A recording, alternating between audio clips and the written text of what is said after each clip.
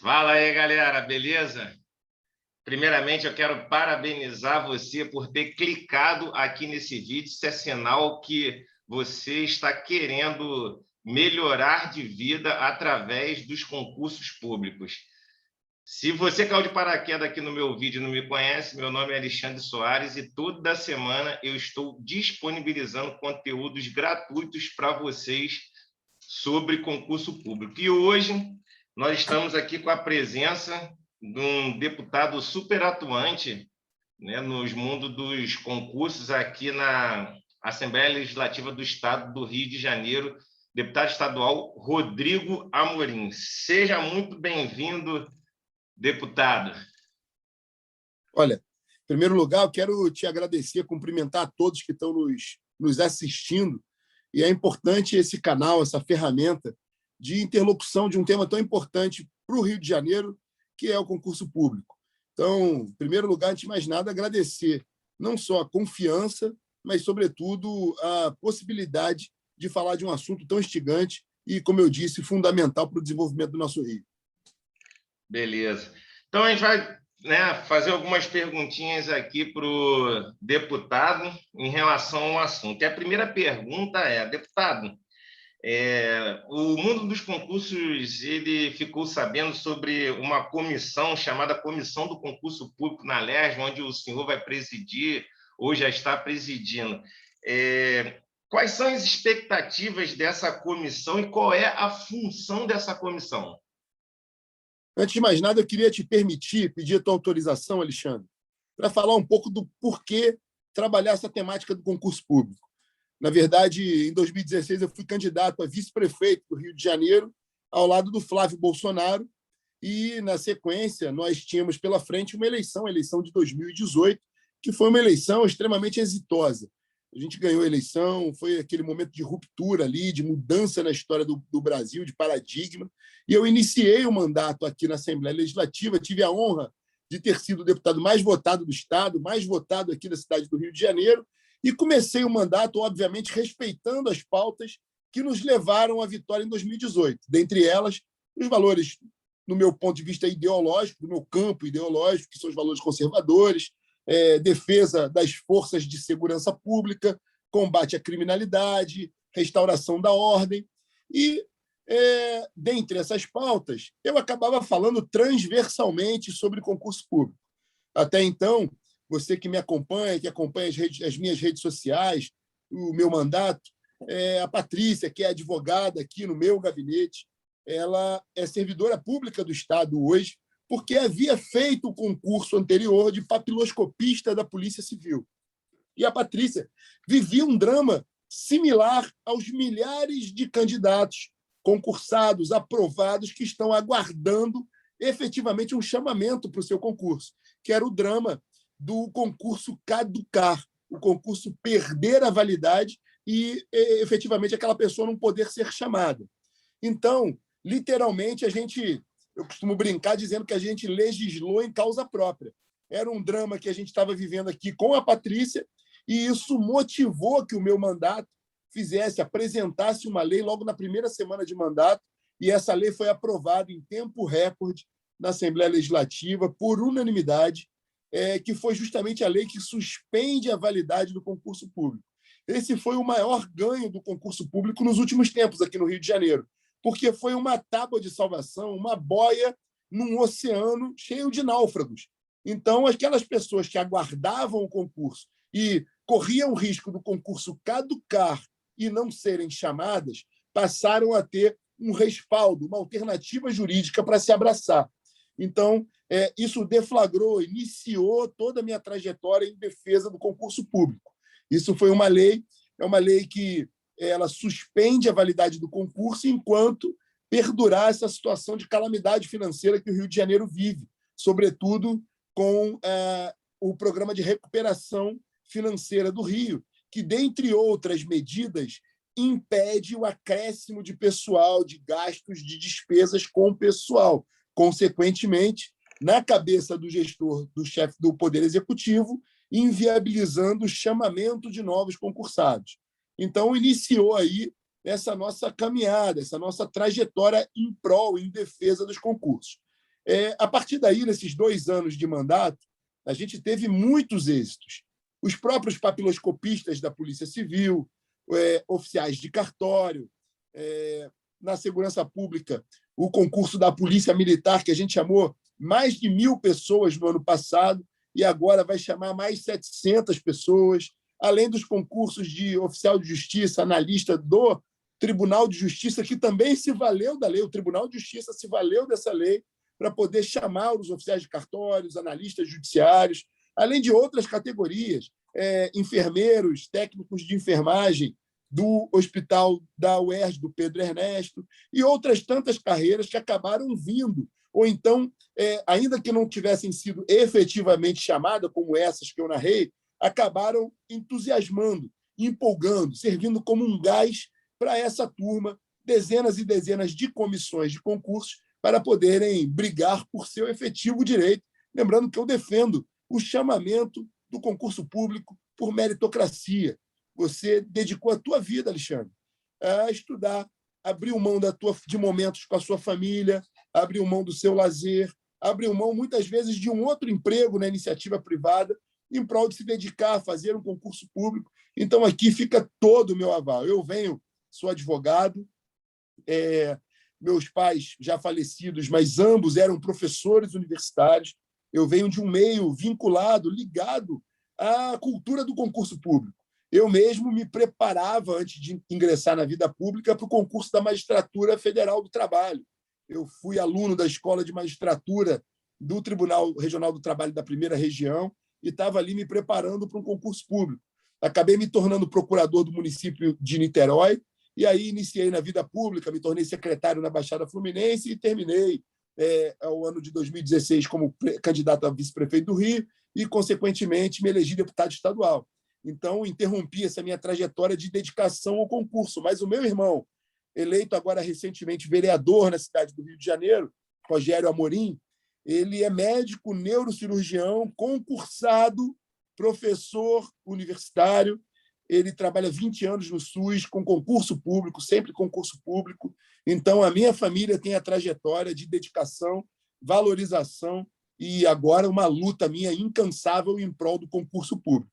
Para finalizar esse meu preâmbulo, agora nós tivemos a renovação da mesa diretora da Assembleia Legislativa. O mandato é um biênio, são 2 anos, e nesses 2 anos agora renovaram os mandatos da mesa diretora e, consequentemente, houve uma dança das cadeiras nas comissões temáticas da Alerj. E aí, aqui o meu agradecimento ao presidente André Siciliano, que me conferiu, e aos demais colegas membros da comissão, que me conferiram, por reconhecimento dessa minha luta em prol do concurso público, que eu assumisse, além das outras comissões que eu sou membro titular, como a importante Comissão de Constituição e Justiça, como o Conselho de Ética da Assembleia Legislativa, como a Comissão de Orçamento, eu ganhei mais uma missão que eu aceito com muito orgulho, que é de presidir a Comissão dos Servidores Públicos da Assembleia Legislativa. Então, através dessa comissão, nós instalamos na semana passada, e eu já, na próxima quinta-feira, vou te dar uma notícia em primeira mão, nós vamos deliberar um plano de trabalho que prevê a criação de alguns grupos temáticos, dentre os quais um grupo para tratar do servidor militar, da prestação jurisdicional ao servidor militar, aqueles casos de exclusões, dos processos administrativos que os militares se submetem. Vamos trabalhar a questão do PCCS da saúde, outros temas em relação à equiparação e às perdas inflacionárias ao longo do tempo, outras questões inerentes ao servidor público e, principalmente, vamos instituir um eixo temático dentro da Comissão dos Servidores Públicos exclusivamente para tratar de cada concurso público que ainda está em aberto no estado do Rio de Janeiro. A ideia, Alexandre, é fazer um mapa situacional avaliando cada caso, cada concurso público, em todas as esferas de poder, não só no executivo, mas também os concursos que, porventura, estejam abertos no âmbito do legislativo, do judiciário, do próprio Ministério Público, fazer uma análise pormenorizada por meio de audiências públicas, de ofícios, de requerimentos de informação, para que a gente possa fazer tecnicamente uma análise. Sabe, Alexandre, a gente tem uma dificuldade muito grande, porque cada concurso ele tem uma história, uma peculiaridade diferente. Por exemplo, é necessário que a gente faça uma análise, em primeiro lugar, da real necessidade do órgão. Às vezes, você teve um concurso que foi realizado algum tempo atrás, ele não se efetivou, não houve o chamamento, e é necessário, antes de discutir a validade, a gente tem que discutir se o gestor na ponta, se o chefe do executivo, se o secretário, ele tem o interesse, de fato, em chamar aqueles concursados. Então, esse é o ponto de partida comum a qualquer concurso.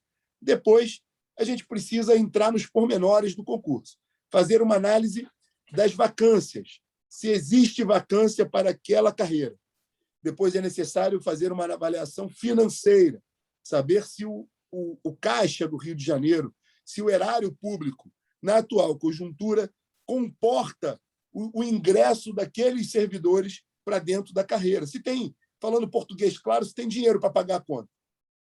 A gente tenta, a cada vez, buscar uma solução para cada um desses itens. Então, muitas vezes, a gente buscou a solução aqui na própria Assembleia Legislativa. O Fundo Especial da Assembleia Legislativa custeou, por exemplo, o chamamento de oficiais de cartório, de peritos papiloscopistas, porque o Estado em crise não tinha recurso financeiro para honrar, e aí, num acordo, nós destinamos recursos do fundo da Assembleia Legislativa para que fossem efetivamente pagos os salários desses novos profissionais, desses novos servidores públicos. Depois, nós partimos para uma análise, que é uma análise de impacto previdenciário. Claro que, quando uma gama de servidores entra, acaba inchando um sistema securitário, que é o sistema da Previdência do Estado do Rio de Janeiro, e qual o impacto desse volume de novos servidores à já combalida Previdência do Estado. Depois, a gente faz uma análise, que é uma análise econômica, financeira, ao longo do tempo, de impacto nas finanças daquele determinado órgão. Então, é uma análise atuarial, são cálculos atuariais que a gente faz para saber qual o impacto ao longo do tempo daqueles novos servidores na carreira. Então, é um arcabouço de medidas e de ações para que a gente possa fazer análise, culminando, obviamente, com a análise jurídica, saber se, de fato, há o direito sobre aquele concurso ainda, se aquele indivíduo, se aquele concursado, ele pode, de fato, ingressar na carreira, se o concurso ainda está válido. Enfim, é uma série de estudos que são feitos que a gente acaba criando. O desejo dessa comissão é criar esse mapa para facilitar a vida do concursado, para saber, olha, no meu concurso do ano tal, a situação é essa.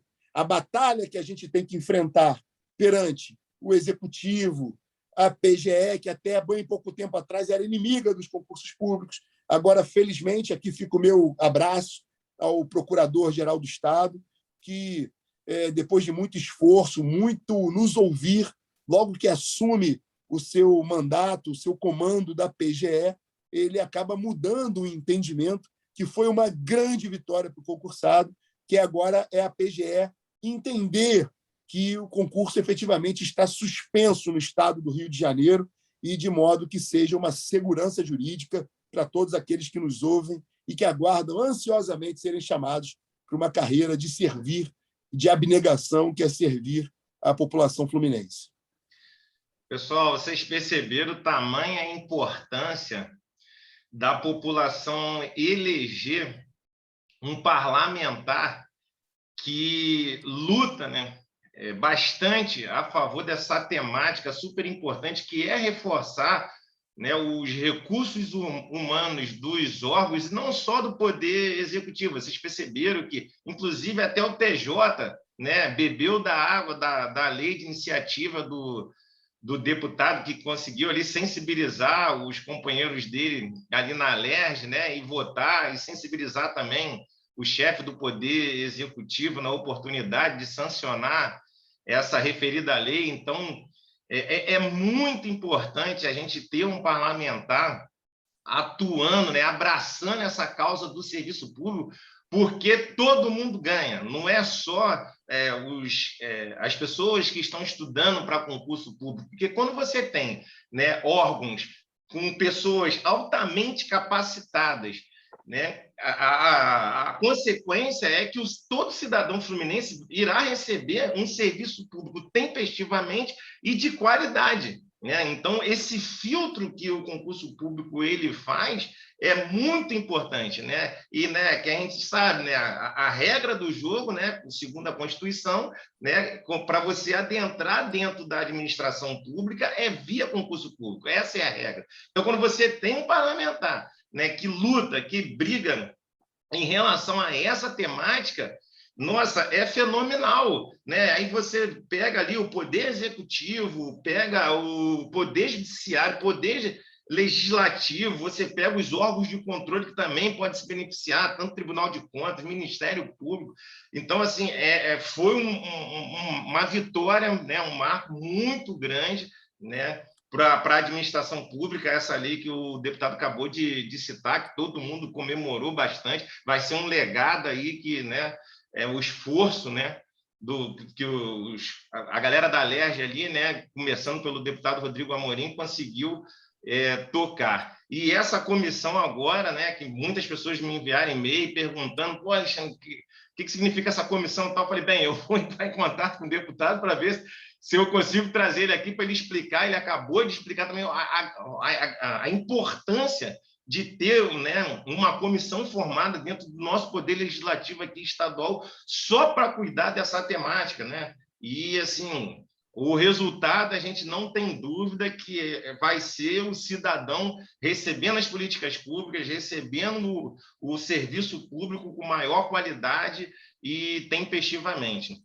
Deputado, outra Alexandre, pergunta. eu posso, antes da tua pergunta, você me permite só pegar um gancho na tua fala, que você falou duas coisas primordiais para mim. A primeira delas, o artigo 37 da Constituição Federal, ele nos aponta as formas de ingresso no serviço público, quais sejam a aprovação por concurso público ou o cargo em comissão. Ambos têm um papel extremamente relevante. Se eu sou gestor público, se você é gestor público, vira prefeito, governador, presidente da República, secretário de Estado, e eu não tenho a menor dúvida que você precisa de pessoas da sua confiança, porque muitas vezes determinadas funções elas comprometem a sua própria pessoa física. Então, é fundamental que você tenha pessoas da sua confiança. Claro, com competência, mas da sua confiança. Daí o legislador constitucional, naquele momento, cria a hipótese de ingresso ao serviço público, sem a estabilidade, obviamente, mas por meio de ascensão através de cargo em comissionamento. Absolutamente legítimo. Eu não tenho nada contra os cargos em comissão, no meu próprio gabinete, há cargos em comissão. Agora, é importante a gente deixar claro que em todo o poder público, todo executivo, o volume de cargos em comissão ele é pequeno em relação aos servidores efetivos de carreira. Daí a importância do concurso público, e você foi muito feliz quando você diz que quem lucra com o concurso público não é apenas aquele indivíduo que está esperando para entrar numa carreira, buscar uma estabilidade, mas principalmente a sociedade. Nesse mesmo artigo 37 da Constituição, que elenca os princípios constitucionais, e você que está estudando para concurso sabe de cor e salteado os princípios norteadores do direito administrativo, dentre eles o princípio da especialidade. Então, desta forma, a gente consegue atender, inclusive, um mandamento constitucional que, através de uma emenda constitucional, foi colocado ao serviço público, que é a especialidade. Você consegue, através de uma seleção meritocrática, por uma aprovação no concurso público, que pessoas de bom nível, de extrema qualidade técnica, e, mais do que isso, pessoas que estão talhadas para o serviço público, elas possam ingressar numa carreira e, consequentemente, prestar um serviço de qualidade à sociedade que vai se beneficiar desse trabalho de qualidade. Se um determinado indivíduo com má intenção se ganha nas urnas o direito de governar ou de ser um gestor de uma prefeitura e está com a vontade de roubar, de fraudar, de praticar corrupção, certamente ele vai ter muita dificuldade neste mal feito quando se deparar com um técnico de carreira eficiente que vai detectar aquela corrupção, aquele mal feito, aquela fraude e de forma absolutamente segura, porque está amparado com o manto, né, da carreira vitalícia, ele vai poder agir contra a corrupção. Então, é uma defesa da sociedade que vai se valer dos bons serviços e vai se proteger dos maus feitos através de profissionais competentes, técnicos, e que não têm o rabo preso com o gestor. Então, é fundamental o concurso público. Você coloca um outro ponto que é fundamental quando você fala da importância de eleger pessoas que efetivamente batalhem por uma causa. Concordo com você como cidadão. Eu também sou eleitor. Eu me elegi agora pela primeira vez, mas ao longo da minha vida eu sempre votei, exerci o meu direito ao voto. Então, eu sempre procurei escolher bons representantes. Então, você está perfeito. Uma coisa que muitas vezes me deixa chateado é que nessa luta, que não é uma luta fácil, a gente está, por exemplo, desde o primeiro dia do mandato, brigando pela questão da SEAP, o concurso do CFSD 2014 da Polícia Militar, Fundação Santa Cabrini, Rio Previdência e outros tantos. Cada caso é um caso diferente. Aí eu te dou um exemplo que aconteceu recentemente. A gente teve inúmeras vitórias, dezenas e dezenas de vitórias. Servidores efetivamente chamados, tomaram posse, estão hoje servindo a população do Rio de Janeiro. E aí vai um engraçadinho lá nas minhas redes sociais, e aqui fica o meu convite para você me acompanhar nas redes sociais, porque é um importante repositório de informação sobre concurso público. Eu sempre falo sobre concurso público lá, então me acompanhe no Instagram, na minha página no Facebook. E aí vai um engraçadinho, comenta lá, dizendo: esse concurso está demorando, você está fazendo corpo mole. Você vai ver só quando a eleição chegar, me ameaçando. Fica aqui o recado para você: você não quer votar em mim, o problema é seu, não vota em mim, não. Vota em quem você quiser, até porque eu não sou o único, Alexandre. Tem outros bons deputados também que são zelosos, que batalham por essa causa aqui. Eu simplesmente tenho uma dedicação quase que integral ao tema, mas tem outros bons deputados que batalham dia a dia pelo concurso. Agora, tem aquele deputado espertalhão, que quando, por exemplo, uma comissão de concurso público nos visita aqui na Assembleia, eu estou agora, nesse exato momento, na Assembleia Legislativa, aqui no meu gabinete. Quando alguma comissão vem aqui e lota as galerias da Assembleia, tem engraçadinho que vai lá e pega o microfone, faz uma parte, saúda os representantes do concurso tal, tira foto fazendo arminha, faz continência, fala que estamos juntos, mas no momento seguinte ele não está nem aí para o concurso e não faz um gesto em prol do concurso público. Eu tenho um gabinete dedicado à efetivação dos concursos públicos. Essa é a grande diferença. E aqui fica o recado: o voto se conquista. Em primeiro lugar, a questão da empatia. Tem que haver alguma simpatia, alguma convergência de opiniões para uma determinada pauta.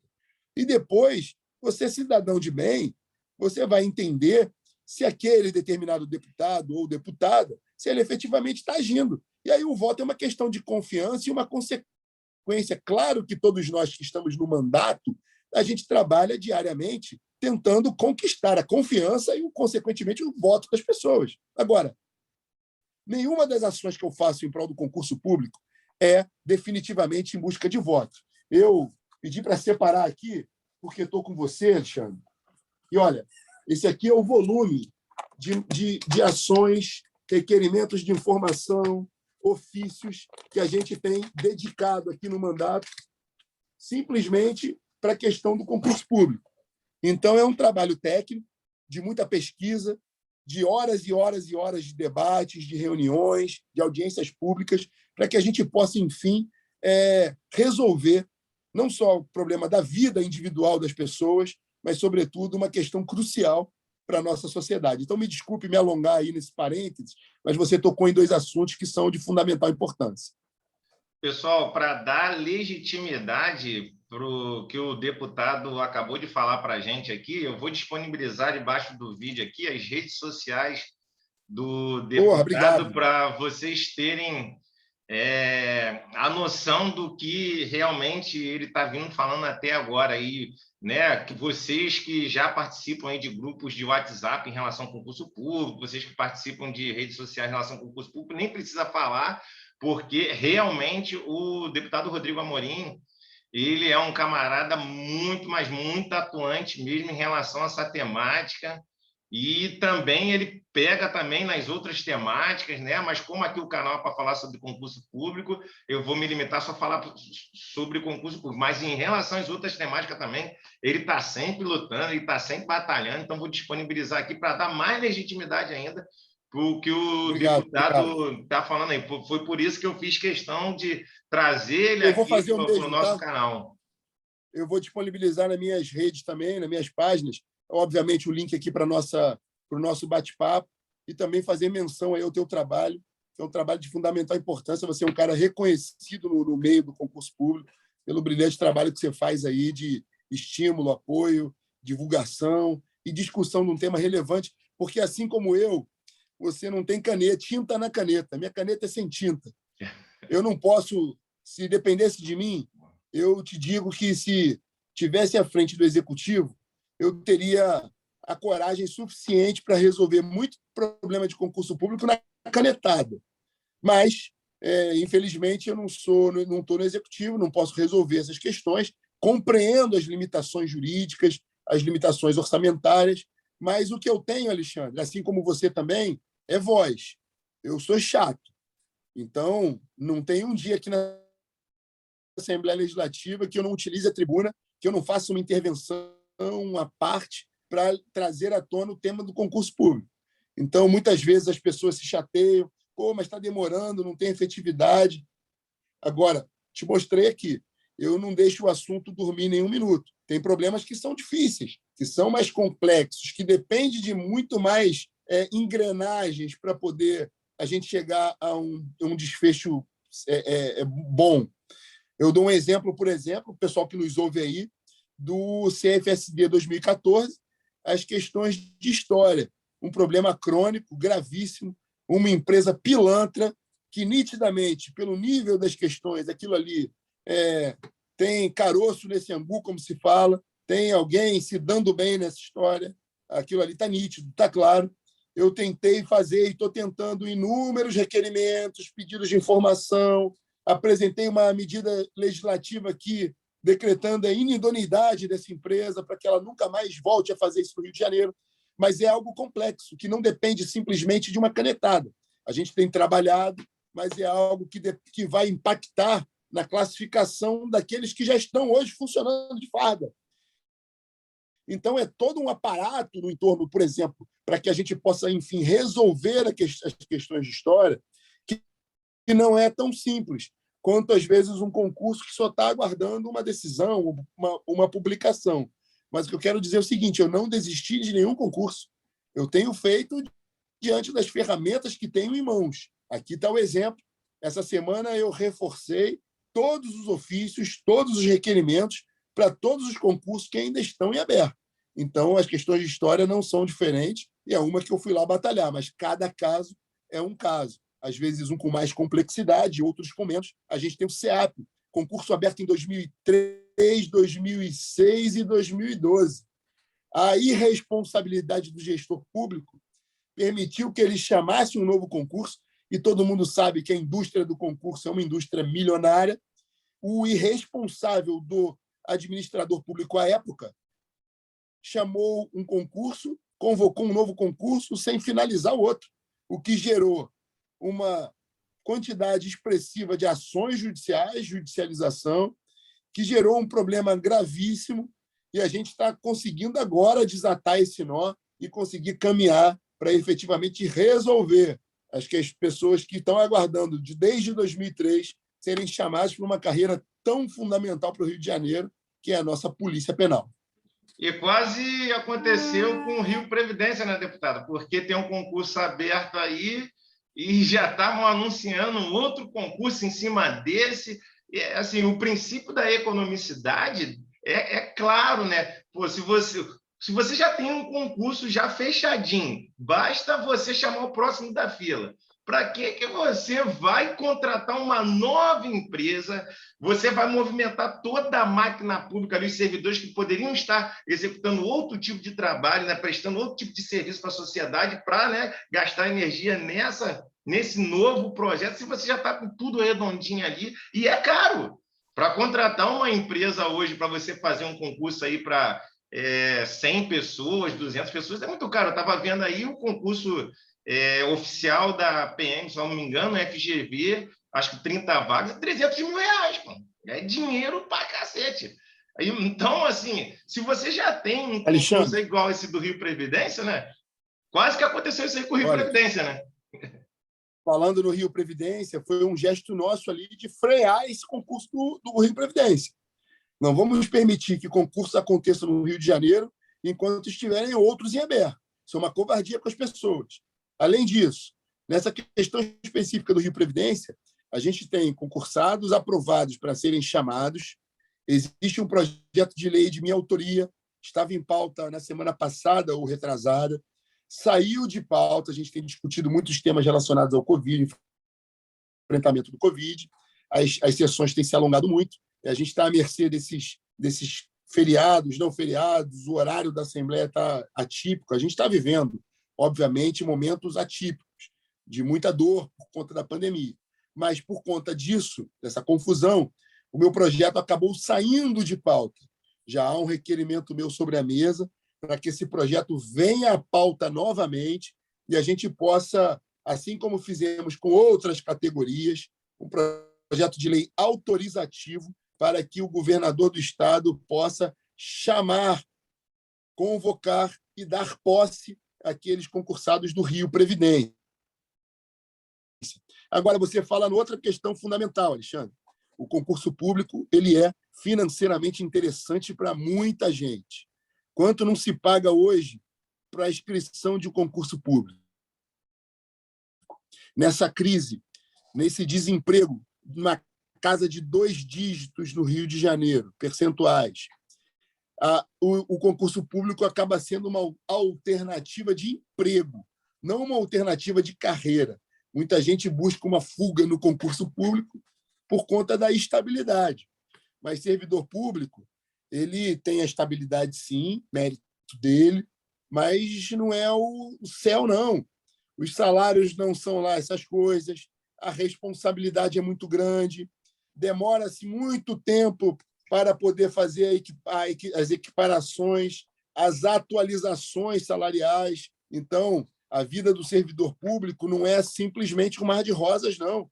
Então, é muita batalha, muito trabalho, há uma mística de que o servidor trabalha pouco, isso é uma mentira, isso é uma falácia. O servidor público trabalha exaustivamente, você é prova disso. É um trabalho de muita responsabilidade, mas muita gente recorrendo ao concurso público. Agora, você imagina, num concurso para as carreiras aí cobiçadas do estado do Rio de Janeiro, quantos interessados nesse momento não vão aparecer? Quantos milhões de reais não serão arrecadados em razão do recolhimento das taxas de inscrição dos concursos?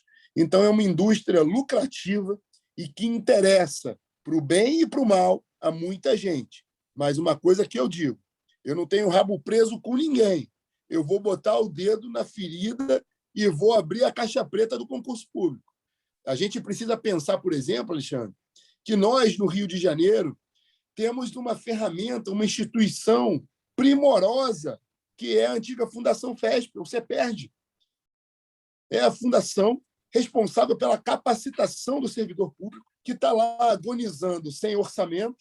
Agora, palmas para esse governo que resolveu revitalizar, dar o valor necessário, estão fazendo ali os esforços para que essa instituição tão emblemática dos concursos públicos possa se revitalizar. Mas há uma lei estadual que diz que, preferencialmente, o governo do Estado, independente da empresa pública, da autarquia, da secretaria, ele tem como regra, como imposição, que, preferencialmente, o concurso seja realizado no âmbito da Fundação CEPERD, de modo que essa fortuna aplicada com os pagamentos das taxas de inscrição paguem as contas do concurso, que de fato não é barato, mas que esse lucro ele fique no caixa do próprio Estado e seja revertido para o servidor público através de capacitação, dos cursos de pós-graduação.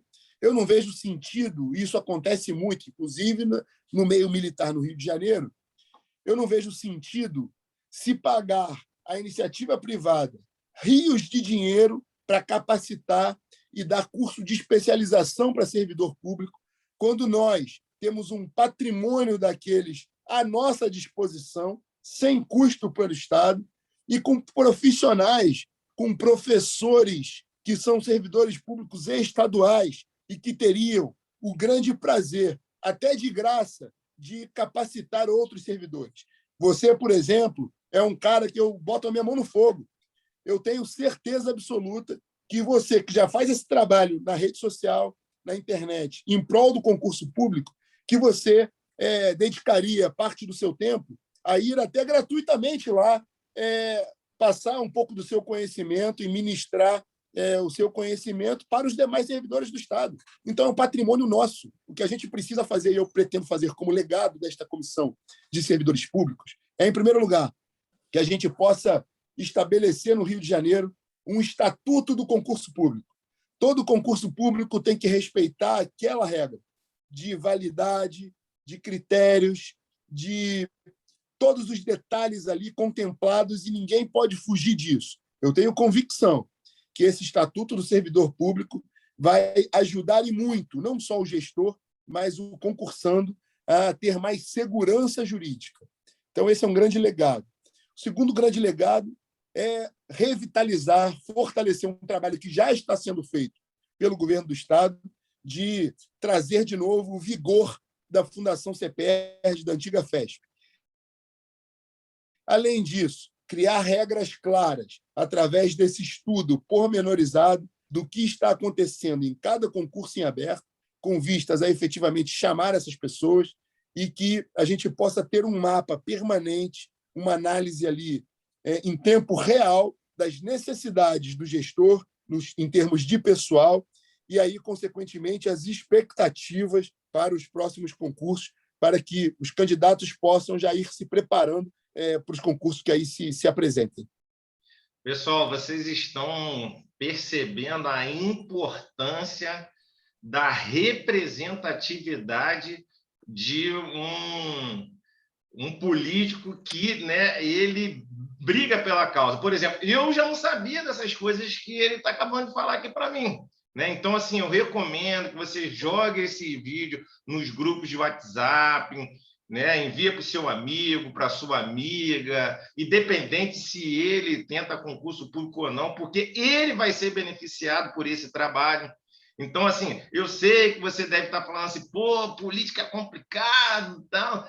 Está aí, ó, né? A importância, né, de você ter uma representatividade decente, né, de uma pessoa que, né, tem ali uma família, ali um nome já, né, antigo, que vem cultivando, e é novo na política. O deputado aí é Primeiro mandato. Primeiro mandato. Então assim, mandato. Você que está assistindo esse vídeo, que é servidor público do Poder Executivo, Poder Judiciário, Ministério Público, Tribunal de Contas, Poder Legislativo, você que não é servidor público, mas você precisa das políticas públicas do governo, né? E é importante você ter essa noção de que é muito importante você apertar ali o enter ali no dia da eleição, no momento certo, por causa disso aí, ó, que tem aí, ó. É o que você está acabando de ouvir na prática. E se você tiver alguma dúvida, eu vou disponibilizar a rede aqui, as redes sociais aqui do deputado, para você ver que realmente, né, o deputado é bastante atuante mesmo, né, nessa temática e nas outras temáticas, ok? Então, antes de eu passar para a próxima pergunta aqui, eu também vou sinalizar a importância aqui dessa comissão, como o deputado falou ali, ó, a comissão é para concurso público, galera. Então, não é só para a área de segurança pública, não. É para a galera da saúde, educação, carreiras de gestão, porque, né, de vez em quando aparecem uns fluidos aí, pô, pessoal só quer saber da área de segurança pública. Não, está acabando de dizer aqui que não é só a área de segurança pública. Todos os servidores públicos de todos os órgãos, saúde, educação, segurança pública, área de gestão, vão ser beneficiados, né, com essa comissão. Isso é importante deixar bem claro aqui, né, porque às vezes a gente não tem contato diretamente com o parlamentar ali para fazer essas perguntas, né? E a gente, né, o cidadão fica com aquele ponto de interrogação, ou então fica ouvindo fofoca de corredor, né? E não sabe o que está acontecendo. Então, isso aqui é uma oportunidade do parlamentar até, né, prestar conta do mandato dele para a sociedade. Perfeito. Outra pergunta, deputado. O senhor falou, né, no concurso do Rio Previdência, né, que vai ter um projeto de lei rolando, né, e se Deus quiser vai ser votado aí. E em relação ao concurso da Polícia Militar, que eu recebo muitos e-mails, né, que a galera fala assim, Alexandre, pô, quando vai ser a próxima turma da Polícia Militar? Né? O senhor tem alguma novidade aí para dar para a galera? Tem. O concurso CFSD 2014, ele estaria caducado se não fosse a lei que eu me referi no início aqui do nosso papo, a lei de minha autoria que suspendeu a validade dos concursos. Portanto, todos aqueles mais de 1.000 que foram efetivados no ano passado, eles só puderam ser efetivados, claro, graças à conduta do governo do Estado, que resolveu chamá-los, do secretário da Polícia Militar, mas através do respaldo jurídico dessa lei que suspendeu a validade do concurso, porque ele já estaria caducado. O que eu quero dizer para você é o seguinte: esse concurso da CFSD 2014 ele tem 3 questões que o envolvem. A primeira delas, as turmas que nós garantimos no ano passado, elas foram cumpridas. Nós tivemos a formatura agora, mais recente, inclusive com a presença do presidente da República, Jair Bolsonaro, na formatura. Eu estava lá ao lado do presidente, ao lado do governador, parabenizando as famílias, os novos policiais. E a gente chamaria logo na sequência outras 2 turmas para o Cefap. No entanto, nós não pudemos fazer por conta da pandemia. A gente não pode, nesse momento, aglomerar. A gente sabe que a vida de todos está muito afetada por conta da pandemia, consequentemente, nós não conseguimos embalar uma turma na outra, chamar a nova turma. Então, eu imediatamente diligenciei junto ao governador, eu requeri ao governador, levei uma comissão presencialmente lá no Palácio Guanabara, fui o único deputado que levou concursados para sentar com o governador. Pedi audiência, sentei com o governador, com o chefe de gabinete, e o governador explicou a seguinte situação: nós estamos em vias de repactuarmos o acordo, né, o projeto de recuperação do Rio de Janeiro.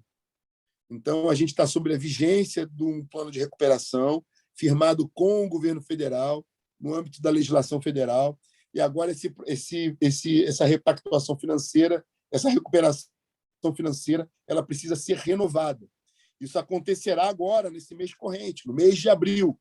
Foi o prazo que o governador deu.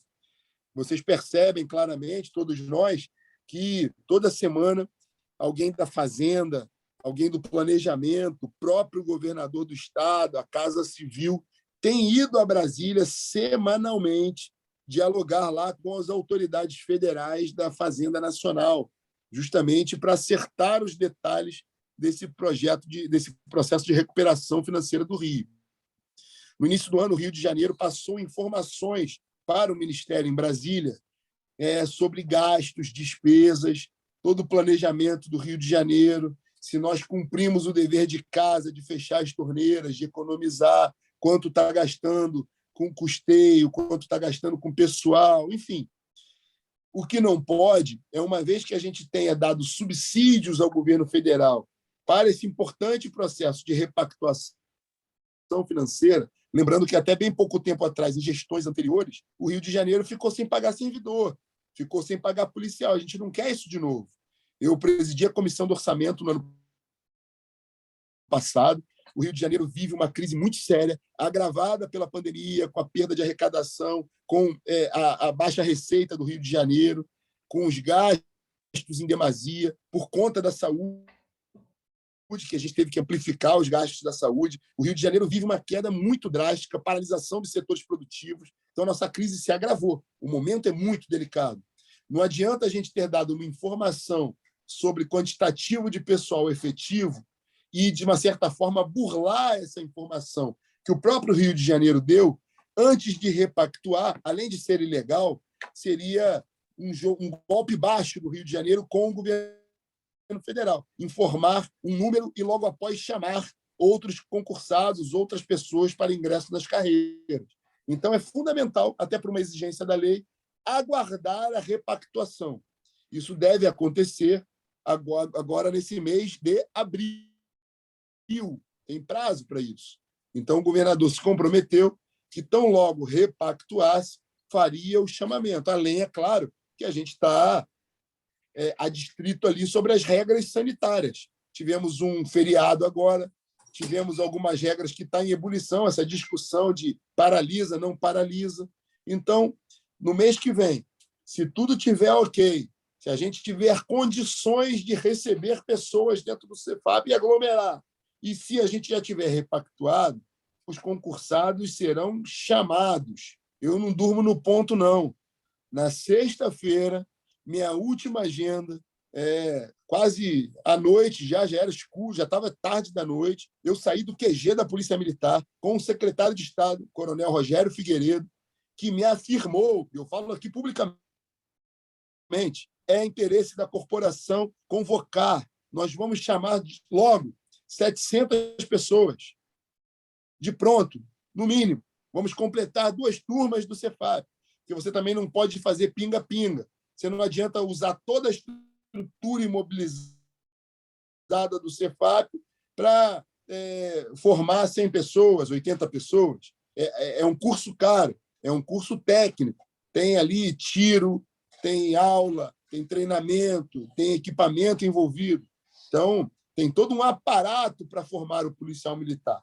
Então, o que eu quero dizer é que eu garanto, palavra do governador, que foi tratado na reunião, eu estava ali, um homem de palavra, o Coronel Figueiredo, um homem de palavra. Além disso, é interesse do Estado do Rio de Janeiro e necessidade do Estado do Rio de Janeiro. Nós vamos chamar, esgotar o concurso FSD 2014. Nós vamos convocar essas pessoas e botar policial na rua. Nós temos, em relação ao CFSD 2014, uma batalha ainda, que é, como eu te falei, as questões de história e aquelas pessoas que eu estava na Assembleia Legislativa, havia um acordo sendo construído, que foram aquelas pessoas que se inscreveram no concurso. O concurso foi lá atrás, anos atrás, cancelado, chamaram o concurso de novo, aproveitaram as inscrições, as pessoas que tinham se inscrito, e, no entanto, as pessoas que partiram para o segundo concurso já estavam, às vezes, por um dia. Tem um rapaz que, por um dia, ficou de fora no que diz respeito à idade. Foi construído um acordo aqui na Assembleia, isso já está judicializado inúmeras vezes, tem discussão envolvendo o Ministério Público também, que é a questão da idade. A gente não desistiu dessa guerra e continua, mas são problemas que não são tão simples. Essa turma que eu lhe falei agora, essas turmas, basta chamar. Essas outras ainda carecem de uma discussão jurídica, de uma discussão política, para que a gente possa resolver, mas eu sigo firme nessa luta. Então, a gente vai esgotar os casos relacionados ao concurso CFSD 2014. Pessoal, vou sinalizar para vocês aqui uma coisa importante que eu estou percebendo, que quando a gente tem um parlamentar com capacidade de diálogo junto ao Poder Executivo, a engrenagem começa a girar, né? Isso é importante a gente entender, né? Isso tudo está acontecendo porque, né, o deputado ele consegue ter essa capacidade de diálogo e ir lá e sensibilizar, né, o Poder Executivo através de números, indicadores, então isso é importante, galera. Então, né, a questão da gente conseguir visualizar a gente colocar um parlamentar lá, né, que vai nos representar, que tem esse perfil, essas características, é super importante, porque não adianta de nada colocar um parlamentar lá que o cara sai bombardeando tudo e o negócio não vai andar, o negócio não vai girar. Né? Só grito não resolve. Né? Ô, Tem que Alexandre, ter aqui indicadores, nessa igual, né? casa, Tem que ter capacidade de diálogo, isso é importante, vocês estão vendo aqui. aqui nessa casa, Alexandre, a gente tem deputado fanfarrão que gosta de fazer pantomima, que gosta de fazer alarde. Então, grita, grita, grita, briga, briga, briga, se rebela, faz o caos, depois vai lá e negocia um espacinho, um cala-boca. Então, esse não é o meu jeito de trabalhar. É importante o diálogo, a independência, sobretudo das posições. Não me arrependo de um voto que dei ao longo desses 2 anos de mandato. Eu fui muito firme com as pautas que me elegeram, mas, antes de mais nada, é preciso ter responsabilidade. É muito bonito fazer papagaiada, gritar, gritar, gritar, fazer fotinho, tirar onda, mas, na hora H, pouca efetividade.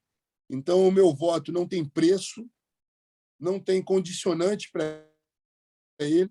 O que eu defendo, e as 140.666 pessoas que eu tenho o dever, que confiaram em mim, e que eu tenho a missão e o dever de ser digno e honesto aqui dentro, além das outras milhares de pessoas que passaram a confiar em mim, eu não posso, em nenhum momento, frustrar essas pessoas. É necessário ter responsabilidade e dialogar com o governo. E eu faço um testemunho.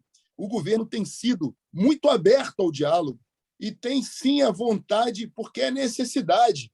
É necessário que a gente chame pessoas valorosas para cumprir a missão do serviço público. Então, o governo tem sido muito aberto ao diálogo. Isso é muito importante, porque o maior prejudicado somos nós, cidadãos, do teu parlamentar ali, radicalista, que grita, grita, grita.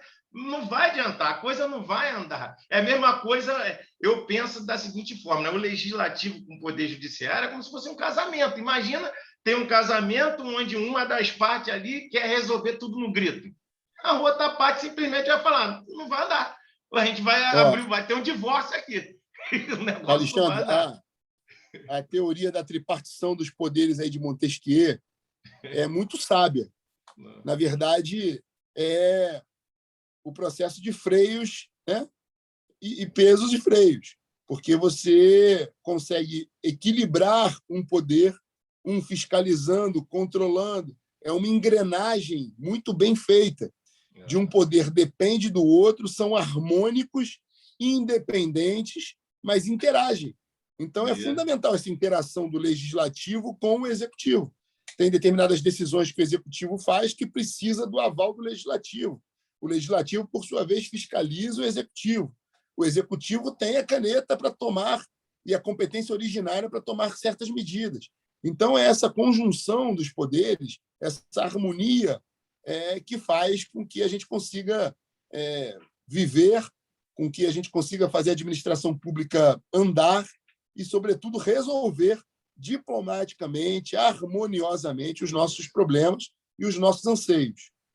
O senhor tem notícia sobre o concurso da Polícia Civil e dos Bombeiros?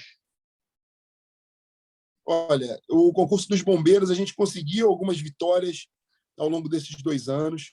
Lá o pessoal dos salva-vidas, mas ainda há concurso em aberto dos bombeiros. O bombeiro tem a questão não só dos concursos em aberto, mas também as questões relativas a esse novo regime, né, que são os temporários, e a gente tem também relacionado ao Corpo de Bombeiros alguns temas ali relativos a novos concursos que poderão ser abertos. Tem o problema dentro dos bombeiros também da gradação na carreira, né, daquele indivíduo que está na carreira, ele quer ser promovido, que isso acaba criando um gargalo, acaba criando um engarrafamento na carreira e, de certa forma, impedindo que se abram vagas para o início da carreira. Então, são problemas que estão sendo discutidos e, sem dúvida nenhuma, a gente tem todo o caminho para resolver. Mais uma vez digo, essa interpretação da PGE é, mais uma vez, um alento, uma tábua de salvação, com base nessa lei que a gente tem falado aqui, que é a lei de suspensão, e todas as diligências estão sendo tomadas e discutidas em relação ao Corpo de Bombeiro, inúmeros ofícios, inúmeros requerimentos de informação. Em relação à Polícia Civil, a gente tem alguma coisa relacionada aos investigadores, a gente está trabalhando aí para chamar esses investigadores. Eu pedi uma reunião com o secretário da Polícia Civil, a gente desmarcou porque eu tive uma reunião com o secretário da Polícia Militar e acabou emendando uma agenda na outra, mas eu estou agora nos próximos dias para encontrar com o secretário da Polícia Civil, que tem se mostrado muito solícito ao tema. Então, o que eu quero te propor, Alexandre, na verdade, são 2 convites. A gente está conversando aqui há bastante tempo, mais uma vez agradecer aí a sua gentileza, a sua confiança e a oportunidade de falar. E eu quero te fazer uma proposta. A minha ideia é, ao implementar nessa comissão um grupo de trabalho relacionado aos concursos, te convidar para fazer parte desse grupo de trabalho, para que a gente possa discutir constantemente as questões relacionadas ao concurso.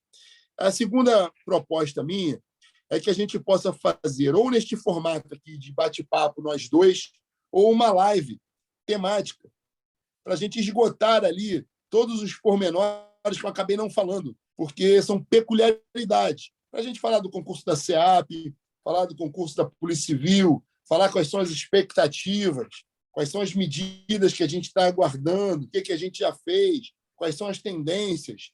Então, se você permitir a gente pensar aí numa agenda ao longo dos próximos tempos, aí, das próximas semanas, da gente sempre discutindo cada concurso especialmente, para a gente poder dedicar o maior tempo.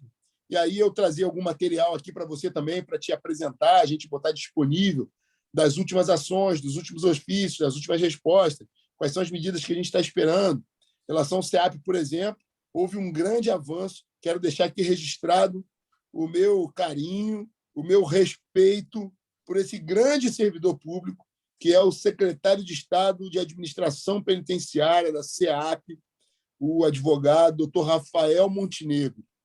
Ele não refutou em nenhum momento qualquer tentativa de diálogo, se abriu para as comissões, abriu o seu gabinete, estive lá sem marcar a agenda com ele, nos recebe muito bem e foi muito solícito. E, além disso, ele tomou um gesto de coragem, que foi fazer esse edital recente para efetivamente responder uma pergunta que fica um fantasma na cabeça de todo mundo.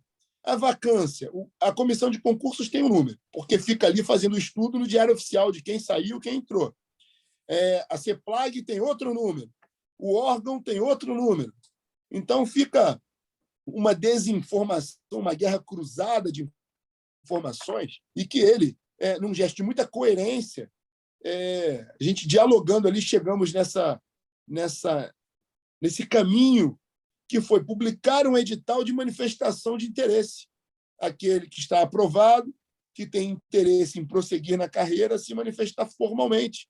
E aí isso conseguiu nos dar uma ideia de quantitativo e de quem são essas pessoas, para que a gente possa, enfim, caminhar aí para uma convocação, para que as pessoas possam agora cumprir aí o curso de formação e se tornarem policiais penais, que o Rio de Janeiro tanto precisa. Deputado, mais 2 perguntas. Em relação aos concursos de professores, a educação, a galera da saúde e também as carreiras de gestão do Estado. A gente tem, né, um corpo técnico muito bom nas carreiras de gestão, inclusive eu faço parte das carreiras de gestão do Estado, né? Eu sou analista da CEPLAG, então a gente tem ali a galera da Lei 5355 e tem a galera da Lei 6414, né? Que são os executivos públicos, e a gente tem os especialistas em políticas públicas, a gente tem os analistas de planejamento e orçamento, analista de finanças, enfim, tem uma galera muito boa aí, sendo que, né, teve um concurso que é muito antigo, então tem uma vacância muito grande para a galera das carreiras de gestão. Aí, o que o senhor tem para dizer para a galera das carreiras de gestão em relação a essa comissão que o senhor está instalando agora, a galera da saúde e os professores da educação? Em relação à gestão, a própria Assembleia Legislativa tem concurso ainda em aberto em relação a carreiras de gestão, inclusive de procurador. É uma luta aí para que a gente possa efetivamente chamá-los. Algumas diligências já foram feitas. E sobre a gestão no Estado, embora nós não tenhamos um bolo comparado às carreiras da segurança pública, a gente não tem casos tão emblemáticos como esses que a gente está debatendo: polícia, bombeiro, polícia civil, polícia militar, SEAP. Mas ainda há alguns casos que precisam de um enfrentamento agora para o chamamento, mas prioritariamente que a gente possa, tão logo a gente repactue o processo de recuperação financeira do Rio de Janeiro, que a gente possa efetivamente fazer, e aí vai ser o objeto dessa comissão, fazer um escalonamento para novos concursos de gestão no Estado do Rio de Janeiro. Fundamental, e eu garanto que isso vai acontecer. No que diz respeito aos professores, a gente também vai colocar como objeto desse grupo de trabalho da comissão a interlocução com a Secretaria de Estado de Educação, para que a gente possa compreender ali quais são os déficits e onde a gente precisa trazer novos profissionais, novos concursados e trabalhar na expansão da carreira, além dos benefícios. A gente sabe que é uma carreira de professor que vem sendo depreciada, infelizmente, ao longo do tempo, e a gente precisa restabelecer a importância não só da carreira, mas de gratificação, de ganho, de recebimento, de salário dessa carreira tão importante para o desenvolvimento do Estado do Rio de Janeiro. Então, a interlocução permanente com a Secretaria de Estado de Educação, não só para que a gente traga benefícios para a carreira, para que a gente valorize e lute por condições de trabalho, por remuneração digna, mas, sobretudo, na ampliação dos quadros. E, no que diz respeito à saúde, a gente tem um grande desafio, antes mesmo de falar em concurso público. Primeiro, é a discussão das relações jurídicas do trabalhador da saúde. A gente sabe das peculiaridades da saúde, do quanto é desgastante ali, sobretudo nesse momento de Covid, a gente está vendo aí os heróis que são esses profissionais de saúde, e eu não me refiro tão somente aos médicos, não. Me refiro a todos os profissionais da saúde, incluindo os maqueiros, os técnicos de raio-x, os auxiliares, enfermeiros, técnicos de enfermagem, toda a equipe técnica de fonoaudiólogos, de psicólogos, terapeutas ocupacionais, todo aquele pessoal que trabalha com raio-x, todo o aparato, dentistas, farmacêuticos, todo o aparato que envolve a saúde. Então, são relações de trabalho muito específicas. A gente, claro, as relações de trabalho elas são regidas por uma legislação federal, mas a gente pode discutir algumas questões nessa relação de contrato, que, óbvio, vai incluir aí as OS. Muita gente tomou calote, trabalhou e não recebeu. Também vai ser objeto de discussão, embora não sejam servidores públicos, mas são trabalhadores em função pública.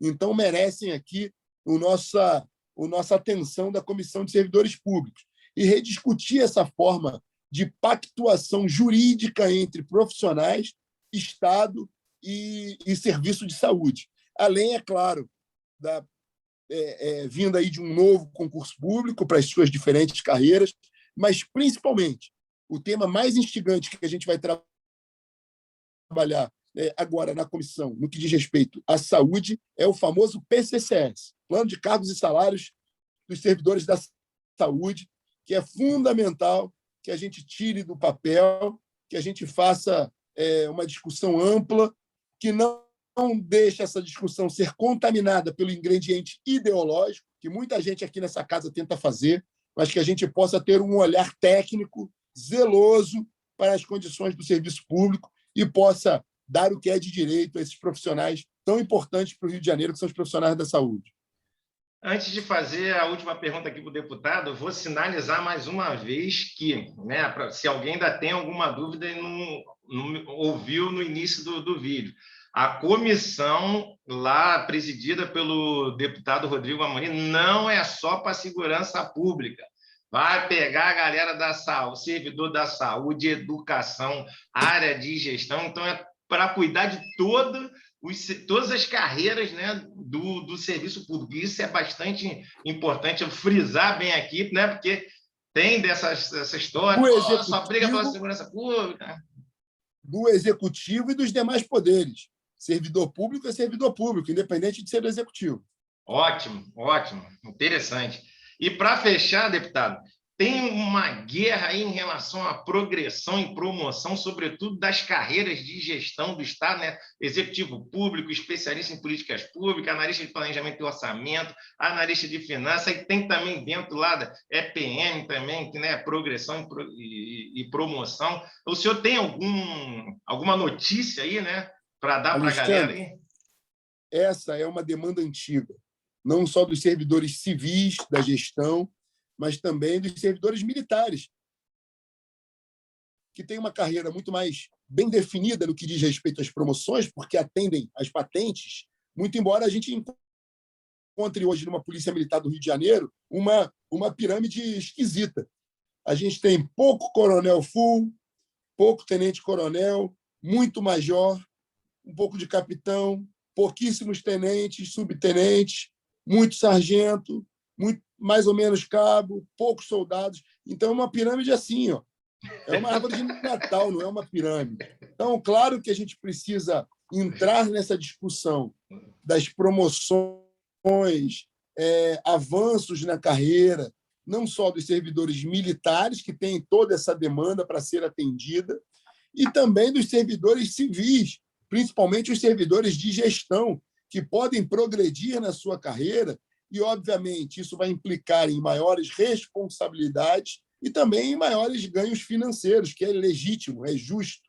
Então, claro que a gente vai tratar também sobre as progressões da carreira. Um tema que é fundamental é a composição da remuneração. Virou moda no Brasil e, sobretudo, no Rio de Janeiro, que os servidores, os gestores, paguem um salário nominal mínimo, bem baixinho, e engrossem a remuneração dessa carreira com as verbas indenizatórias, com os adicionais, e aí, para efeitos de aposentadoria, para efeitos de incorporação, muitos desses penduricalhos que compõem a remuneração acabam não somando, não integrando todo esse eixo remuneratório. Então, é importante que a gente também enfrente essa questão para não acontecer o que aconteceu, e eu vou dar um exemplo agora da Prefeitura do Rio de Janeiro, a covardia que aconteceu com uma carreira fundamental, que são os agentes de defesa civil. E aí, esses caras passaram agora num fechamento das torneiras ali, os mais prejudicados foram eles, porque passaram a receber única e exclusivamente o seu valor nominal salarial e não mais a gratificação, que era o que fazia terem um salário digno, pelo menos. Então, esses profissionais foram agora, em dezembro, gravemente ofendidos pela então gestão da Prefeitura do Rio de Janeiro, e é um problema que precisa de uma solução agora. Como você sabe, eu tenho um irmão vereador, servidor público, vereador da capital do Rio de Janeiro, e a gente também está tratando desse tema lá na Câmara Municipal, para justamente não acontecer isso, e a gente não pode permitir que aconteça, no estado do Rio de Janeiro, que as carreiras sejam diminuídas, sob o ponto de vista financeiro, com essas maquiagens, com essas manobras para enganar os outros, que o Poder Executivo há muitos e muitos anos vem fazendo. Então, são temas importantes, não há soluções da noite para o dia, mas é necessário, como tudo na vida, como tudo na gestão pública, é necessário dar o primeiro passo. É necessário botar o dedo na ferida, ter vontade, disposição de fazer, de discutir, ter voz, perturbar, incomodar, chamar gente que entende do assunto e discutir semanalmente a matéria. E é isso que eu estou propondo. Agora, para finalizar, vou te dar uma notícia em primeira mão. Na quinta-feira, a gente vai aprovar esse plano de trabalho para o servidor público. E nessa de aprovar este plano de trabalho para o servidor público, eu vou te dar em primeira mão, assim que a gente consiga deliberar e aprovar na comissão na quinta-feira mesmo, eu vou te dar, antes de passar para qualquer coluna de jornal, qualquer extrema imprensa, eu vou te passar em primeira mão para você divulgar aí e a gente poder fazer um plano de trabalho efetivamente. Desde já você está convidado. Obrigado. Então, pessoal, assim, esse vídeo está bem servido, né? Eu acho que foi uma prestação de conta aqui, pô, muito bacana para todos os servidores públicos, não só do Poder Executivo, mas servidor do Poder Judiciário, Ministério Público, Tribunal de Contas, a galera da Alerj. Isso é só o começo, né? O deputado já se colocou à disposição de voltar aqui de novo, né? Para dar notícias aqui para a galera, né? Que a galera fica muito ansiosa, pô, sobre isso. A gente toca em outros pontos mais minuciosos ali. E assim, muito obrigado, deputado. É difícil, pessoal. Quando a gente vota no político, né? Para achar o cara é a luta e, pô.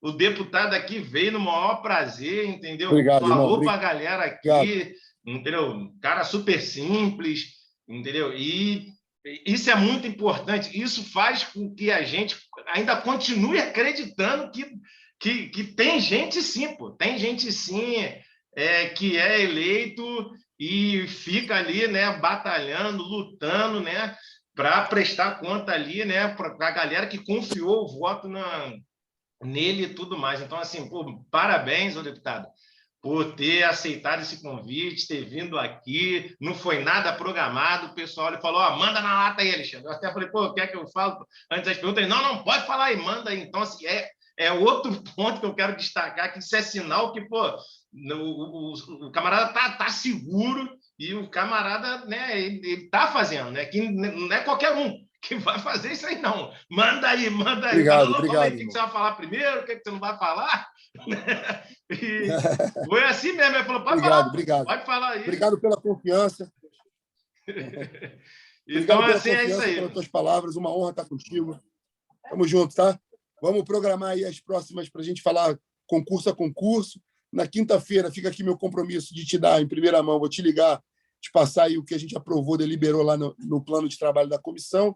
Você está convidado para fazer parte disso. E meu telefone, quero deixar meu telefone aí, ó.